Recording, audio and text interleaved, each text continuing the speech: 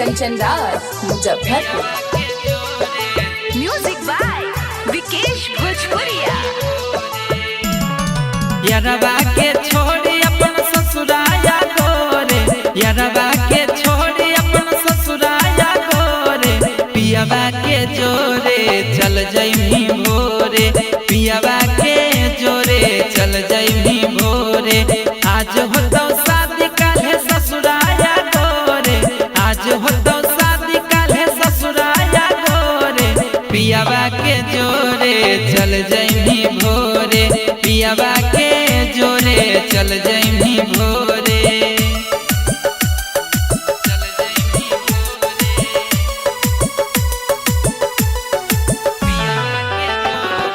DJ Kanchan Raj Muzaffarpur. झूठे मूठे लोर छौड़ी ढारो हखियाई से, कर के न मन शादी हलो तोर जैसे। झूठे मूठे लोर छौड़ी ढारो हखियाई से, कर के न मन शादी हलो तोर जैसे। भूल जइमी हमरा के याद रखमी थोड़े, भूल जइमी हमरा के याद रखमी थोड़े, पियाबा के जोरे चल जइमी भोरे, पियाबा के जोरे चल जइमी भोरे।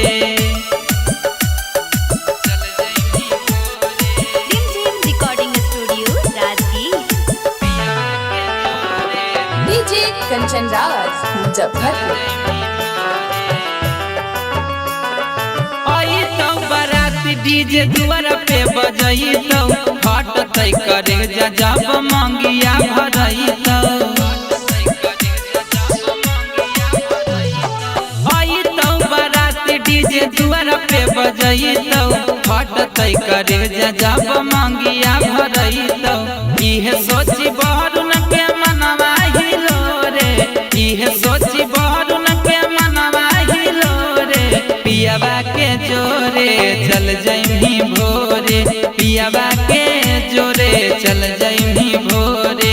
आज होतो शादी काल्हे ससुराया गोरे, आज होतो शादी काल्हे ससुराया गोरे, पियाबा के जोरे चल जइमी भोरे, पियाबा के जोरे चल जइमी भोरे।